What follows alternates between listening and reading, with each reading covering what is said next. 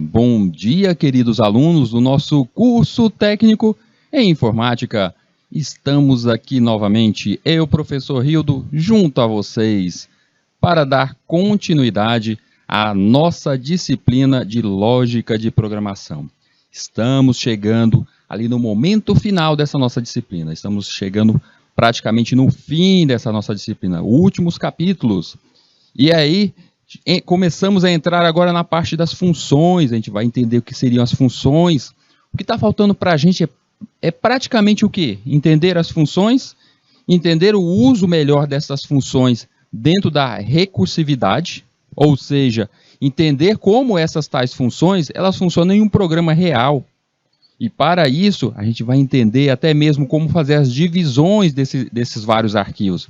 A gente está entendendo que as funções, elas são como mini programas, pedaços do grande programa. A gente vai despedaçando ele em pedaços, em módulos menores. A aula anterior, a gente chegou a falar bastante sobre módulos. E a gente começou a entender que esses tais módulos têm ali internamente as suas ações para serem feitas dentro de um programa maior. Como eu dei o exemplo por diversas vezes em programas maiores, como por exemplo o Word da Microsoft. Dentro dele existem diversos mini programas. Tem uma parte ali que faz a mudança do tipo de fonte, mudança do tamanho da fonte, inserir uma imagem. Tudo isso são algoritmos internos do grande algoritmo que forma o programa, o software Word. Então, entender esses módulos está sendo vital para a construção de softwares reais. E aí, por essa motivação, o que resta para nós é entender essas funções profundamente, entender como melhor utilizá-las. De hoje para amanhã, com certeza, nós vamos entender como fazer a divisão desse nosso grande código em pedaços menores. A gente até não necessita disso agora, mais o aprendizado. Porque pode ter certeza, futuramente, quando vocês estiverem trabalhando em um projeto maior, um projeto para web, um projeto da criação de um sistema, será necessário fazer essas divisões. Porque dentro de um servidor, que é onde ficam esses nossos sistemas, onde ficarão esses nossos softwares, é nele que tem que ter as várias divisões para a questão da segurança, de melhor acesso, para a divisão de uso de memória, de processamento. Então esse é o início de tudo, dessa grande caminhada nossa no mundo do desenvolvimento web. Então, pessoal, entender tudo isso faz parte. E falta ainda o ponteiro. A gente vai entender esse tal desse ponteiro, como é que utiliza esse ponteiro, e que isso também vai ser utilizado em diversos outros tipos de sistemas. Não somente um sistema para web, um sistema para da criação de softwares, mas até mesmo dentro de criação de drivers embargados. Ou seja, mais um ponto que a gente vai utilizar para o resto da nossa vida no mundo do desenvolvimento. Então, temos que entender isso tudo afinco. Lembrar vocês que essa disciplina, a disciplina de lógica de programação, a função principal dela não é ensinar você a ser um programador, não é ensinar uma linguagem de programação, não, nada disso. É ensinar todas as bases da lógica em cima do mundo da programação. Ou seja, ela não aponta, apesar de estarmos utilizando a linguagem C, apesar de termos utilizado o Portugal, mas não quer necessariamente dizer que vocês vão ser desenvolvedores na linguagem C. Não é para isso, é para que vocês entendam a base de todas as linguagens possíveis que vocês poderão encarar aí futuramente. Então, quando você se decidir, eu vou me transformar em um desenvolvedor Java, pode ter certeza que tudo que você viu aqui será utilizado lá. Aquelas condicionais, as tais funções que estamos vendo, o ponteiro, esse daí vai ser utilizado demais, ponteiro, tudo isso vai ser utilizado nas linguagens futuras aí, mesmo que você vá para um caminho totalmente diferente do que se apresenta agora, como por exemplo a robótica.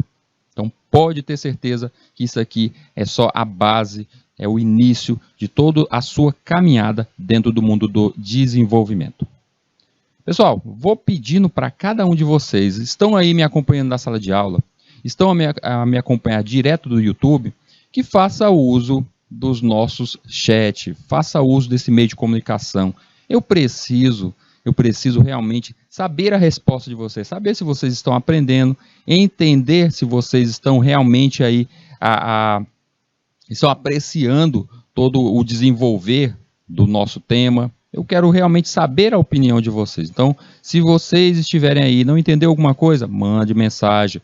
Ah, professor, eu fiquei ainda com dúvida em tal ponto. Mande mensagem. Essa disciplina está chegando no seu final. Então, o momento de perguntar é agora. Durante a semana, eu recebo até muita mensagem ali, direto pelo WhatsApp. Gente, eu até gosto disso, eu gosto dessa comunicação, mas o momento é agora, é na hora da prática, a hora que você está aí rodeado dos seus coleguinhas. Você pergunta alguma coisa, uma dúvida, pode ser a dúvida de todos os outros colegas, só que eles ali estão ainda estão acanhados, tímidos de fazer essa pergunta. Vai lá, faça a pergunta, por mais bobinha que seja, faça a pergunta. Utilize desse meio de comunicação. Tá? E isso me ajuda até mesmo a criar todas as nossas aulas, a criar as futuras aulas que eu vou apresentando para vocês. Eu aponto um assunto, um tema e outro dentro da programação, que pode ser uma dúvida recorrente entre todos. Tudo bem? Então, seguindo aí, bora partir para a nossa aula de hoje, para o nosso tema de hoje. Vamos lá para o nosso material. Para o nosso material de hoje, nosso tema de hoje, vamos falar da recursividade. Ou seja, a recursividade é falar sobre o tal do looping, estruturas de looping dentro dos nossos softwares. A gente começou a falar um pouco sobre a estrutura de looping porque a gente falou um pouquinho sobre o uso de funções. Ou seja, uma função recursiva é uma função que chama outras funções. A gente começou a ver essa questão bem aí, começamos a falar um pouco sobre isso, mas hoje vamos nos aprofundar nesse tema. O nosso objetivo de conhecimento é o looping infinito na recursividade. Na verdade, o looping infinito é algo até mesmo, essa palavrazinha infinito, a gente sempre acredita que pode ser algo sem controle. Quando se diz infinito, não necessariamente é sem controle. É algo como você pensar, estou dentro do Word, você pode sair pulando de cada uma parte daquele grande menu de ferramentas e passar até o dia todo ou até eternamente dentro daquele programa. Ou seja, de certo modo, ele é infinito. A gente, enquanto quisermos utilizar essa estrutura, poderemos ficar nela. Então, com essa visão aí que ela é infinita. O objetivo para vocês, o objetivo principal aqui para vocês seria ver toda a questão sobre o conceito da recursividade. A gente vai aprofundar-se nesse conceito, vamos identificar quais as aplicações que a recursividade possui, aplicando exemplo através de exercício. Eu vou sempre trazer para vocês exemplos, como eu acabei de falar para vocês do Word, da Microsoft, que tem ali dentro a sua recursividade, mas a gente vai mostrar aqui através de algumas atividades, através de alguns exemplos, alguns exercícios. E aí, durante a nossa aula, a gente vai apresentar na nossa teoria aqui todas as questões, possíveis questões. Eu trouxe aqui algumas questões até mesmo que não estão diretamente pedindo o código, mas o entendimento do código. Eu acredito que vocês já estejam em um ponto onde vocês devam aprender, que vocês tenham que ter um entendimento sobre a leitura de um código, de olharem um algoritmo e entenderem o que aquele algoritmo faz. Façam esse experimento. Por muitas vezes, o seu coleguinha está ali criando um algoritmo, chega ali, não necessariamente para que você tome o algoritmo para si e construa, mas vai lá, dá uma olhada no que ele está fazendo, para ver se você entende aquele algoritmo. O entendimento, a leitura do algoritmo é uma boa coisa. E falando da questão da prática para casa, eu sempre trago lá dentro do nosso GitHub. Aí o endereço do nosso GitHub, atualizado com essas aulas da semana, inclusive nele já tem os exemplos das aulas que eu vou utilizar hoje e amanhã. Quem tiver aí a oportunidade, quem tiver aí acesso à internet na sua casa, quem puder, vai lá dar uma olhadinha nesse nosso repositório lá no GitHub. Ele tem dividido por datas, tem as aulas de hoje já, tem todos os exemplos utilizados que vão ser utilizados na nossa aula de hoje. E também eu já postei para vocês os exemplos da aula de amanhã. É até bom vocês darem uma olhada. Dá uma olhada nos algoritmos das aulas até próximas aulas, aula de amanhã. Dá uma olhada nisso, entendeu? Quando chegar o momento que o Rildo começar a explicar sobre aquele algoritmo, você já está ali entendendo, já está por dentro daquele assunto. Então está aí o endereço do nosso GitHub. Bora reativar o nosso Classroom? Pessoal, nosso Classroom, vou dar uma reativada nele, está muito tempo parado. Quem chegou depois, quem acabou chegando um pouquinho, isso aqui, o nosso Classroom, o Google Classroom, a gente utilizou muito ali no começo. Eu fiz algumas atividades ali no início, alguns enviaram, e aí depois novas turmas apareceram. Eu gostaria que quem ainda não tem acesso, que entre, tá aí o código de acesso, tá em vermelhinho aí o código de acesso. Quem tiver esse código consegue entrar, consegue se inscrever.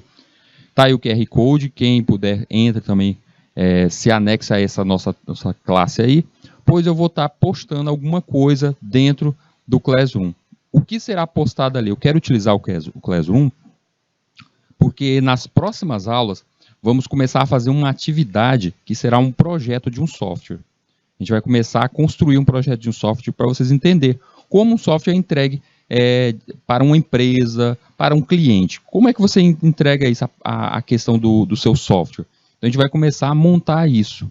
E aí, para preparar vocês, e eu colocar exemplos, usar como repositório e talvez até mesmo aceitar o recebimento de alguns de vocês como exemplo, porque vocês vão entregar isso diretamente aí para o teu mediador. Vocês vão entregar isso escrito num papelzinho direto para o seu mediador. Mas durante a implementação do teu programa, do teu software, vocês poderão utilizar até esse nosso espaço aqui para ter acesso, para ter uma correspondência maior comigo. Você mandar aqui diretamente para esse espaço, para que eu possa visualizar até seu código. Digamos que você esteja a produzir o teu software, e nesse software que você está produzindo seu código, você ficou empacado, ficou ali preso em um trecho, não consegue resolver, e quer uma ajuda do teu professor.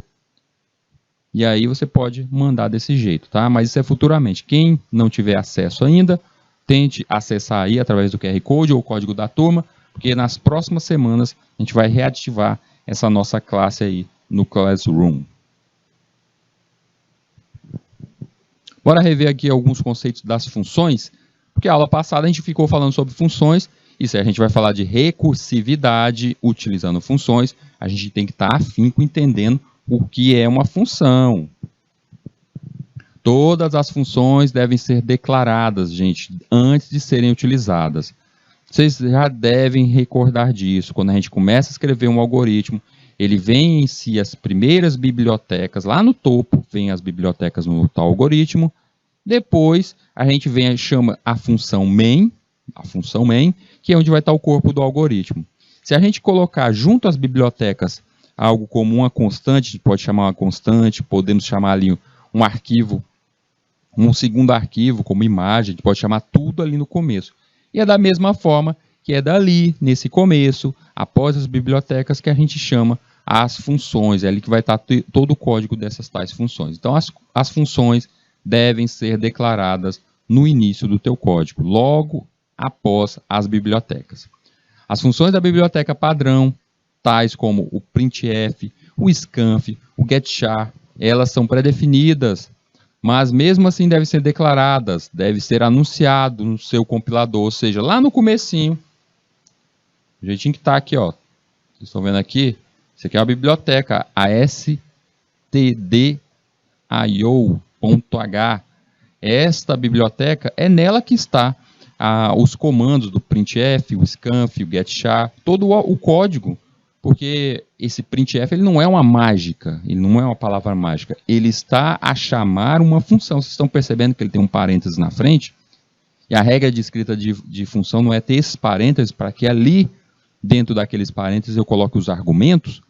Pois é, justamente isso. Ao chamar o printf, eu estou chamando esse algoritmo que deve estar dentro dessa biblioteca, que no caso é a biblioteca stdio.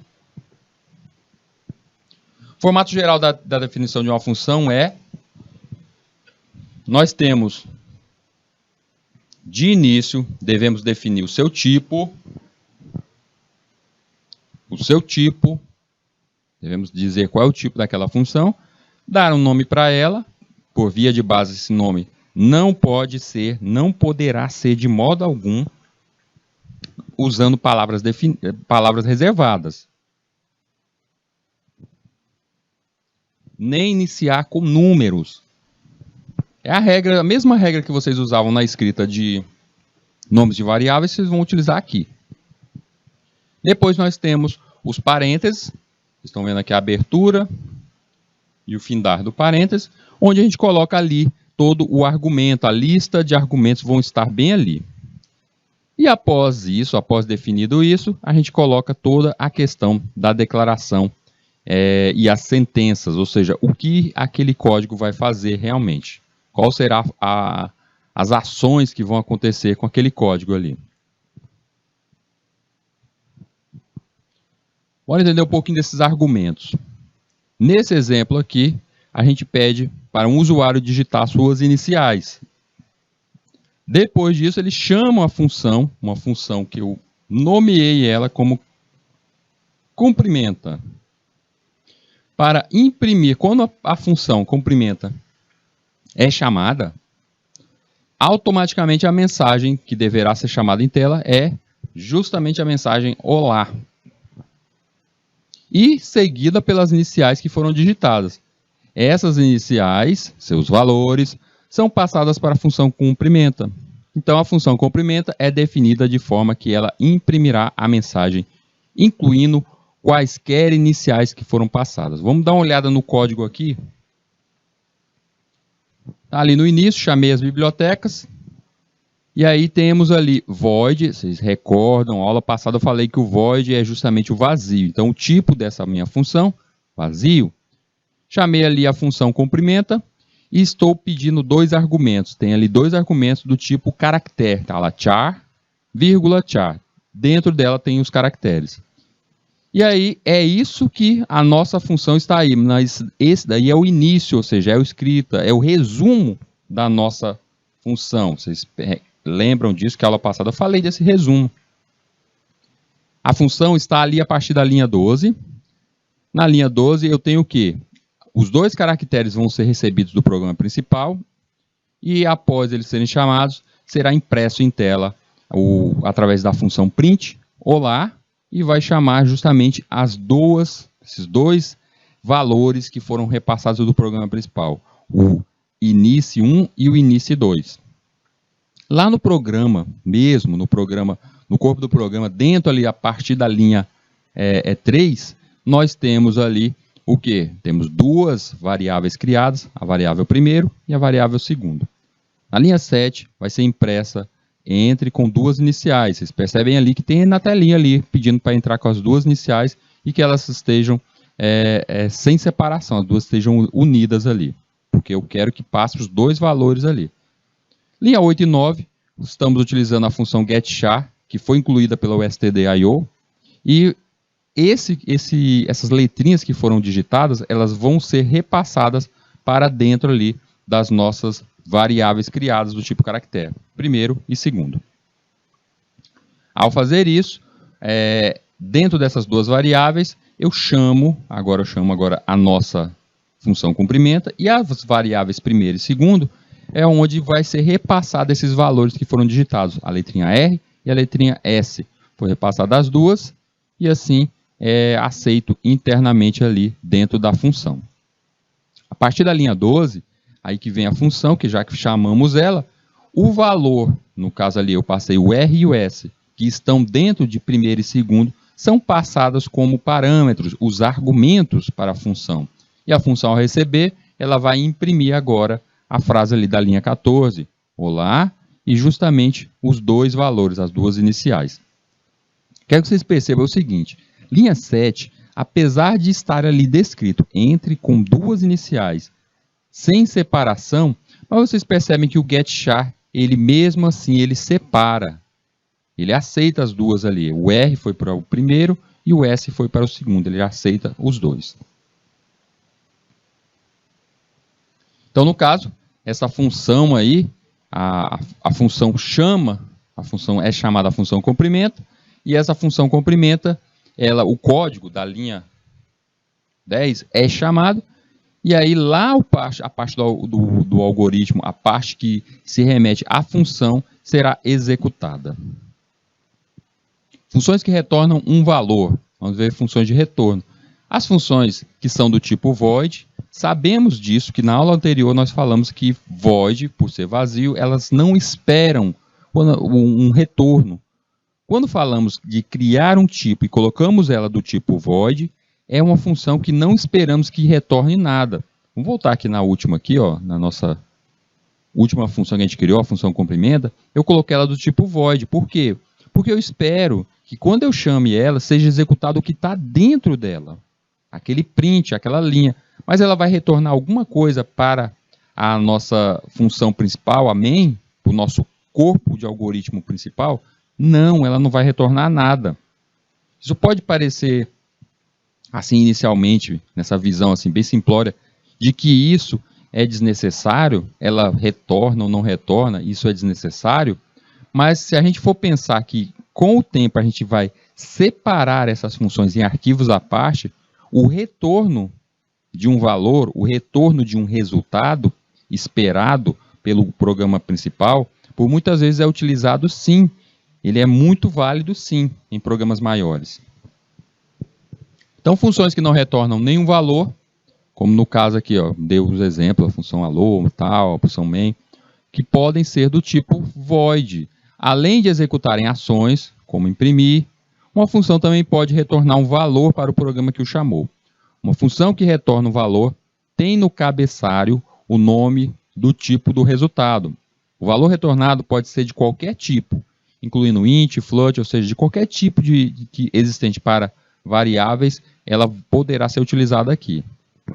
E isso desde que isso seja declarado ali na função, aquele tipo definido. Uma função que retorna um tipo diferente de void executa alguns cálculos e retorna o resultado, que é um único valor, para quem a chamou. A função chamadora pode estar a usar o resultado. Para retornar um valor para a função chamadora, a função usa uma sentença chamada return. O comando return é a espera do retorno de algum valor. Vamos ver nesse código aqui nosso, a partir ali da linha 3, onde a gente tem ali a biblioteca, eu tenho ali o resumo da nossa função na linha 4, que a função mesmo está ali na linha 14, onde dentro dessa função a gente percebe que ela vai fazer o quadrado, ela vai retornar um quadrado de um número. Ela vai receber um número e dentro dela tem o return n mais n.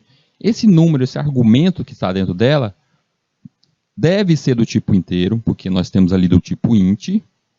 E esse nzinho, esse argumento que foi passado da função principal quando ela foi chamada, ele vai ser multiplicado pelo mesmo valor que ele. Ou seja, devolvendo o quadrado do número que estiver ali. No corpo principal do nosso programa, nós temos ali, a partir da linha 5, o nosso main, a função main. Foi criada 3 variáveis na linha 7, S1, S2, S3, todas elas do tipo inteiro. E aí eu peço que a pessoa digite 3 números. Os 3 números vão ser colocados ali dentro de S1, S2, S3. E através ali de uma condicional, um se, a gente vê ali quem deles é o maior. Ou seja, é uma ordenação. Eu começo a verificar ali quem deles ali forma o tal do triângulo. Porque esse programa quer justamente isso. É uma divisão, uma divisão de código para encontrar justamente a ação da formação do nosso triângulo. Mas o que interessa para a gente aí mesmo é o que está acontecendo dentro de cada um desses se. Eu estou ali dentro daquele se, o primeiro na linha 11, eu tenho ali quadrado, abre e fecha parênteses. Sempre que vocês encontram isso, temos uma função. E aí o que estamos passando nesse primeiro quadrado? Está ali quadrado, S1, o valor que foi digitado no S1. Se vocês olharem na telinha, a pessoa digitou ali números 3, 4 e 5. Então o S1 tem um valor 3. Então quando eu chamo quadrado S1, eu estou passando o valor 3 para a minha função. E aí é chamada a função onde o int n, dentro do quadrado, ele vai receber o 3. Então ele vai retornar o quê? 3 multiplicado por 3. E aí assim ele acaba retornando o valor, ou seja, ele retorna para o programa principal o valor 9. E isso acontece em cada uma das chamativas. Vocês percebem ali que tem quadrado, e depois passa no S2, quadrado passando no S3. Então, cada um desses, da chamativa de um quadrado, abre e fecha parênteses, eu estou chamando aquela função. Então, quer dizer que nesse código ali, a gente consegue perceber que eu chamo essa função 9 vezes só dentro desse si, dentro desse if. Eu chamei 9 vezes isso, essa mesma função. 9 vezes eles foram chamados. E assim, ele é calculada 9 vezes. Ou seja, essa função, por mais que pareça que o código é bem simples, a gente vê aqui na execução do nosso código, bem simples, mas o que aconteceu é que internamente do nosso código principal, a gente foi chamado essa função ali 9 vezes. Note que quando chamamos o quadrado, passamos o valor no qual desejamos executar o cálculo. E também usamos o valor retornado para as funções das expressões. Ou seja, quando você passa do seu programa principal, aquele 3 ali inicial do S1, é passado para dentro da nossa função, a função retorna. Ou seja, sempre que ela é chamada, ela foi chamada 9 vezes. Mas sempre que ela foi chamada, ela retornou um valor. O S2, passei o 4. Então, se eu passei o 4, é n vezes n, é 4 vezes 4. Aí ele retorna para a função principal, e retorna para o nosso main, o nosso algoritmo principal, o valor 16.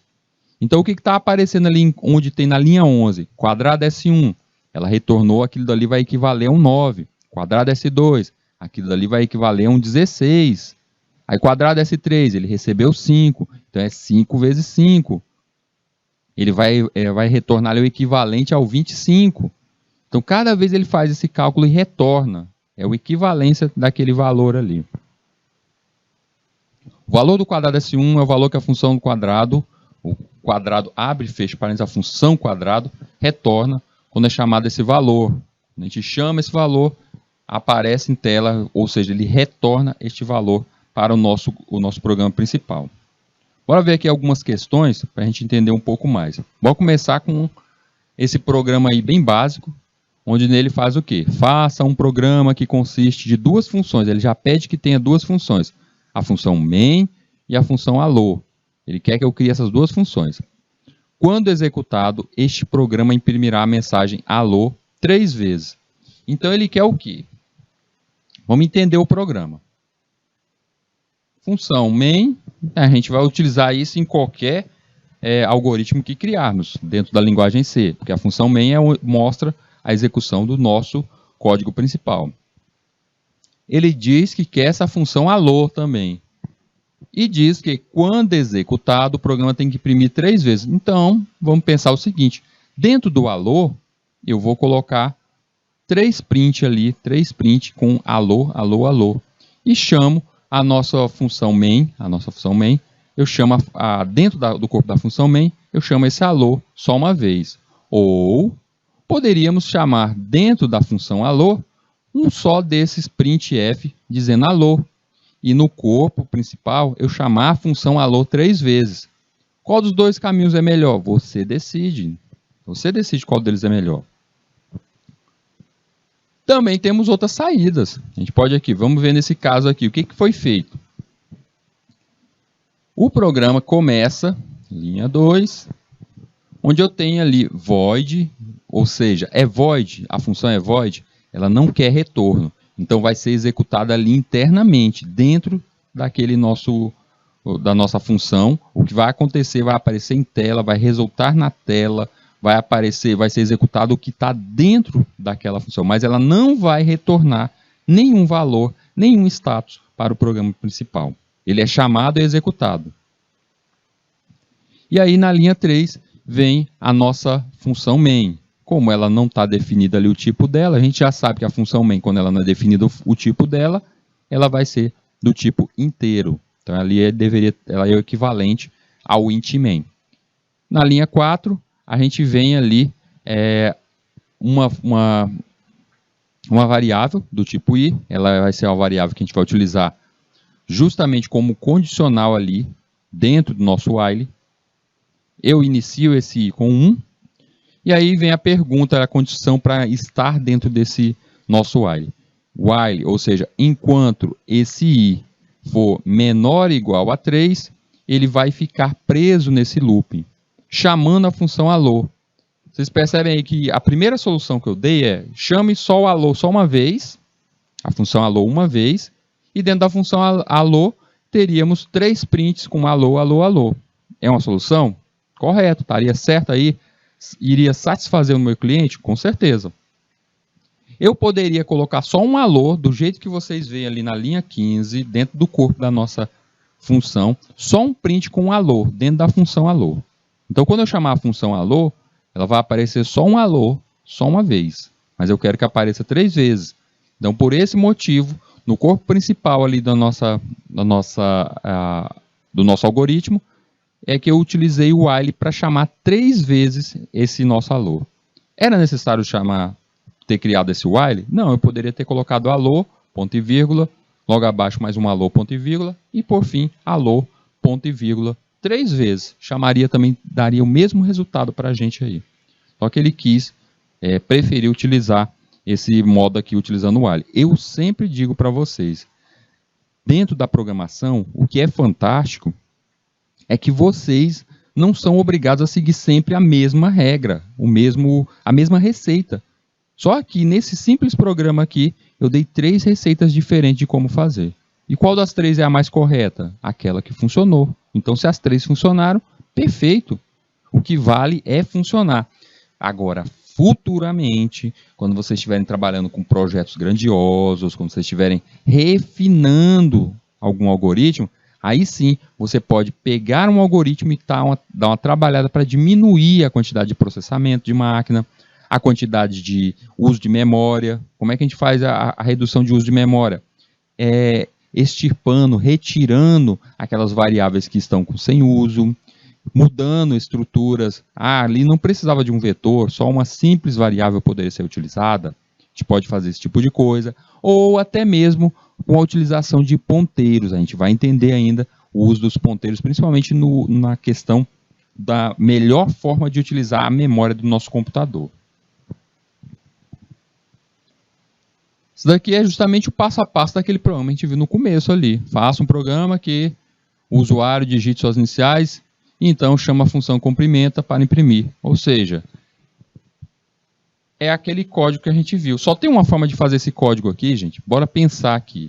A gente já entendeu que eu criei um algoritmo principal. Nesse algoritmo eu peço para a pessoa imprimir as suas iniciais, a pessoa imprime as iniciais e essas iniciais são repassadas para dentro da minha função e lá na minha função ela une o olá com as minhas iniciais. Existe só um modo? Não, existem vários modos aí. A gente poderia até fazer isso necessariamente até sem a utilização de uma função. Só que nesse caso aqui a gente quer a criação da função. Como foi repassado. Bora ver aqui se a gente encontra uma outra saída. Eu tenho aqui, vou circundar aqui, a parte que eu tenho a minha função. Dentro da minha função, ela está a esperar 2 valores, que seriam as iniciais ali da pessoa. E o programa principal, ele vai pedir ali através da linha 6 que a pessoa digite os 2 valores, receber esses 2 valores e repassar através da linha 9 os 2 valores ali. Vamos repassar isso através dessa linha bem aí. Por isso que eu digo, não era nem necessário a gente utilizar uma função. Substituindo o que temos dentro da nossa função, esse printf aí, pela linha 9, a gente já teria necessariamente o mesmo resultado. Só, é claro, mudando ali as variáveis que foram criadas dentro da função, da inice1 e inice2, para primeiro e segundo. Ou seja, a gente só fez isso, a gente só utilizou a função aqui por questão de aprendizado. Mas se eu retirasse essa função e colocasse tudo num código só, ele ficaria bem mais rápido, bem mais prático. O programa seguinte pede instruções ao usuário. Se o usuário responder não, a função termina. Do contrário, ele imprime as instruções e depois termina.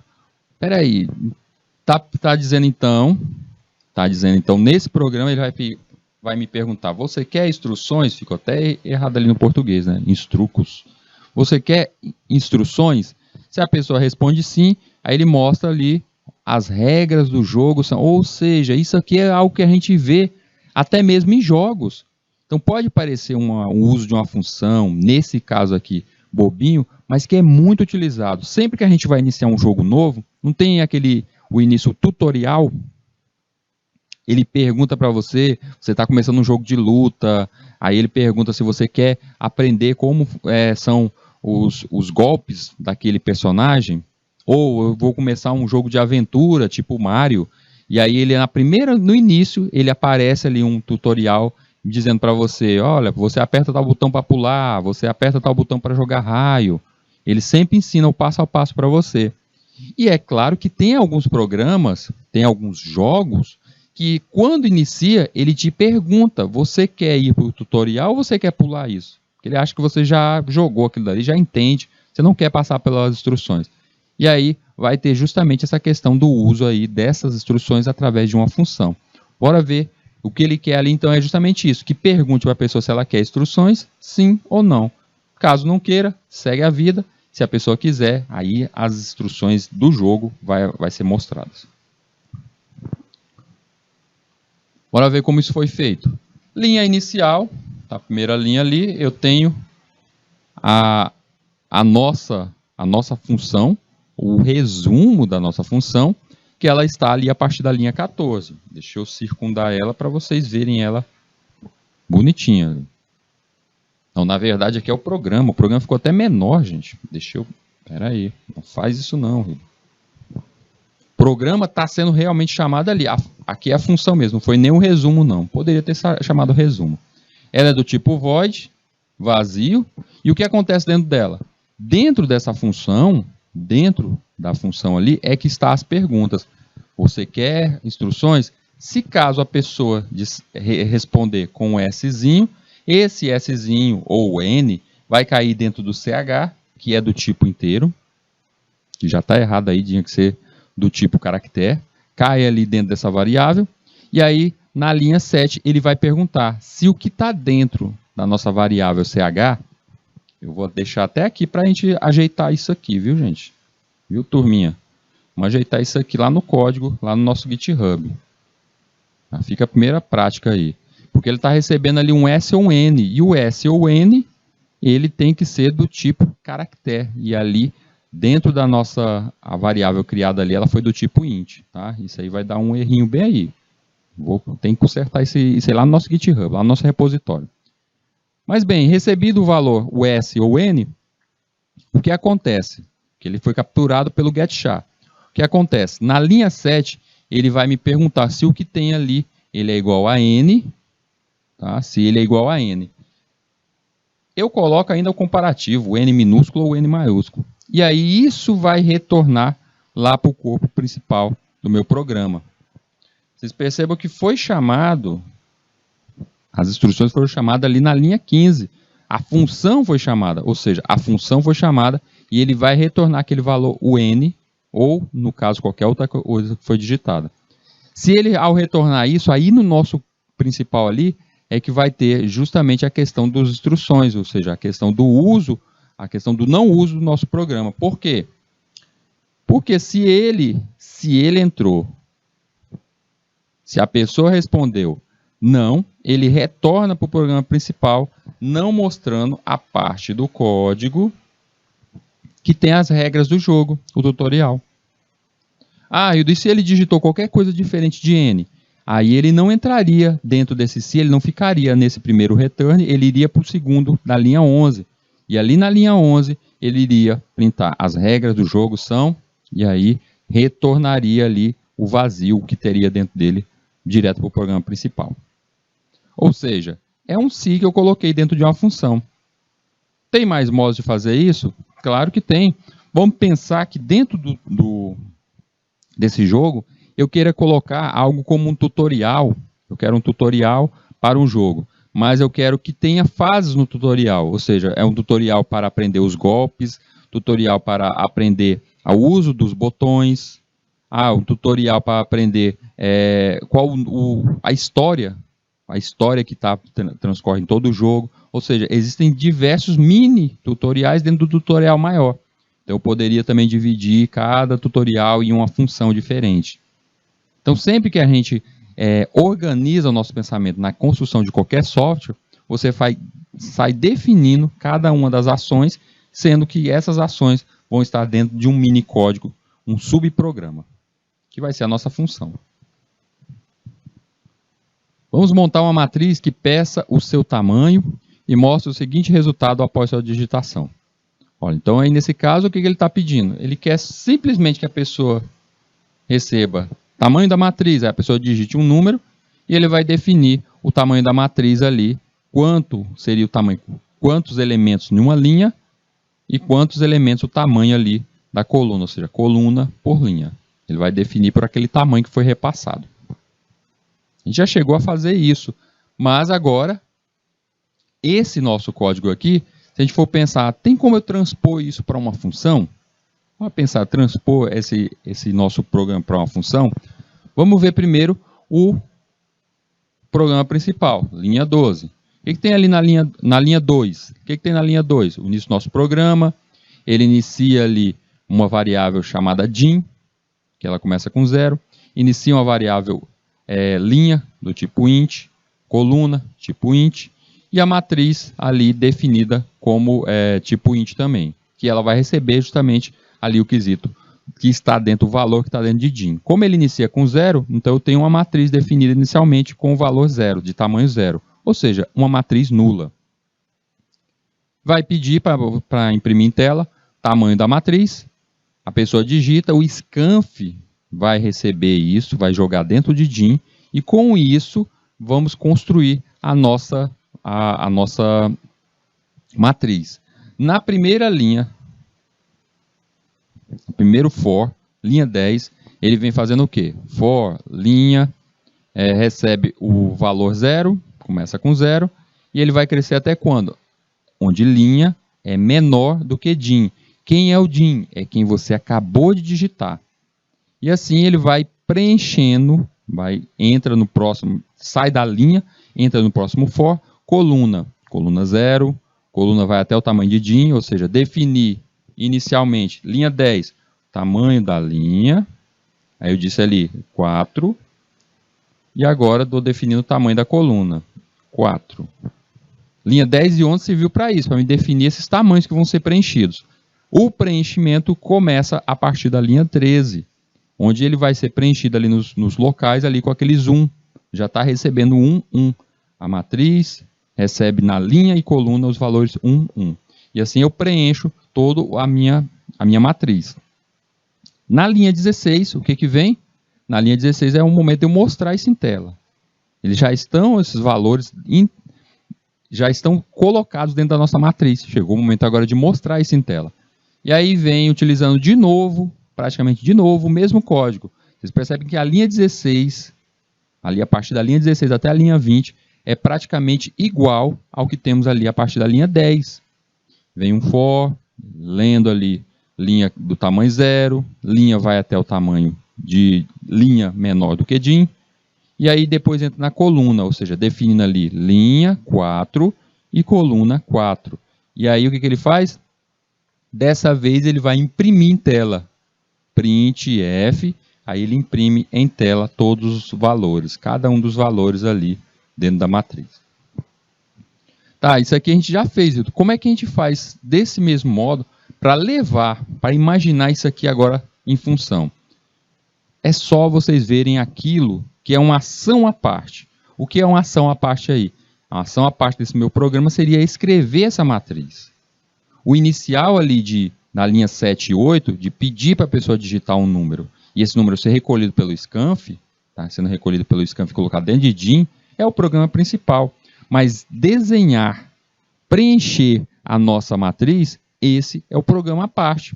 E aí na linha 10, da linha 10 até a linha 14, eu tenho ali um trecho que serve direitinho para ser uma função. Serve direitinho, então eu poderia separar aquilo e criar uma função. Da mesma forma que da linha 16 até a linha 21, eu poderia criar a segunda função. Na primeira função, ela receberia, através de argumento, o nosso dim, o valor que foi digitado no dim, aquele 4. E a segunda, mostrando em tela daquele modo. Ah, então você criaria ali uma função F1. A função F1 ela serve para quê? Escrever a matriz. e criaria uma função F2. A função F2 seria para imprimir em tela. Eu teria que chamar as duas funções? Você tem que chamar as duas funções. Chama a F1 para preencher e a F2 para mostrar em tela. Ah, mas aí fica chato, eu tenho que chamar duas vezes, duas funções, eu tenho que chamar as duas funções. Não seria melhor chamar F1 e dentro da F1 ela chamar já a F2? Ou seja, é o início da recursividade, porque as duas estão conectadas. Então você cria as duas funções, mas aí a F1 é executada a de escrever a matriz, e a F2 vai ser chamada dentro da F1 para mostrar em tela essa matriz. Bora ver isso aos poucos? Bora lá ver se a gente entendeu. Então eu tenho aqui, vou dividir aqui, ó. Aqui, dividido os trechos aqui que remete a nossas funções. Então eu tenho aqui na primeiro trecho, escrevendo matriz, é a primeira função. No segundo trecho ali, é o de mostrar em tela, imprimir em tela. E a parte ali da linha 2 até a linha 8 é o nosso código central, é o nosso main, é o nosso algoritmo principal. Então eu posso pegar esses dois trechos aí, essas duas matrizes aí, a criação esses dois trechos com a criação da nossa matriz, preenchendo essa matriz e mostrando em tela, para uma função. Então, a partir da linha 20, eu tenho o nosso main. Como eu disse, o nosso main, o nosso corpo principal, o que ele tem nela? Ele vai ter pedindo qual o tamanho da matriz. É esse que ele pede ali, qual o tamanho da matriz. E aí a pessoa digita o tamanho da matriz, ele cai dentro da nossa variável ali criada, chamei ela de A, e ele repassa, quero que vocês vejam ali, na linha 24, ele está repassando o valor, que foi digitado pela pessoa para a função. Linha 24 eu estou chamando uma função chamada imprime, e estou passando o A para ela. O que tem dentro de A? O que a pessoa digitou, aquele 4. Então vamos ver o que tem dentro da função imprime. Lá na função imprime, linha 2, ali criada uma função imprime, e ela está recebendo um argumento, que vai ficar armazenado dentro dessa variável aí criada, chamada DIN, uma variável local chamada DIN. O que foi repassado? Foi passado o valor de A. No caso, o valor 4, que estava dentro de A, foi passada para a minha função na linha 2, e agora ela está armazenada dentro de DIN. Bora desenhar aqui para entender? Bora. Está aqui o A, vou colocar aqui, ó, o A. E a outra qual que é? A outra é a DIN. Então, quando eu digitei 4, lá em A, e chamei a função imprime, dentro da função imprime, eu tenho o DIN. Eu tenho essa variável DIN criada, uma variável local. E essa variável local está recebendo o argumento que está dentro de A. Está recebendo A. Quem está dentro de A? O 4. Então, o DIN agora está equivalendo 4. E aí vem o que nós temos que fazer dentro dessa nossa função. É justamente os dois for ali, ó. Passagem dos dois for. Ah, e depois coloquei tudo numa só. Eu poderia ter dividido? Poderia. Como eu disse no exemplo anterior, eu poderia ter dividido isso aqui numa função a mais, uma função à parte, recursiva. Ah, mas está funcionando aí, não está? Está funcionando, perfeito. Por que eu dividiria essa função, esses dois for aí, esses dois laços, em funções diferentes? Questão de segurança. Você quer trabalhar com a questão de segurança, de usabilidade do seu programa? Quando você divide funções assim em funções diferentes, se deu erro em uma, ele não vai prender o programa como um todo. Fica preso só em parte. Isso já deve ter acontecido com vocês. Tipo, vocês estão utilizando um programa tal, e aí você pede para abrir alguma coisa, ele trava ali, mas ele não encerra o programa. Ou até mesmo o programa dá uma falha, ele não encerra o sistema operacional. Ou seja, fica preso só naquele trecho bem ali. Bora para mais uma. Criar um programa que receba dois números e então multiplicar os valores recebidos nos parâmetros. Então, o que eu peço lá? Bora entender primeiro o programa. Programa que recebe dois números. Então, ele pede ali para digitar dois números. Eu digitei o 2 e o 3. O que acontece quando eu digitar esses dois números?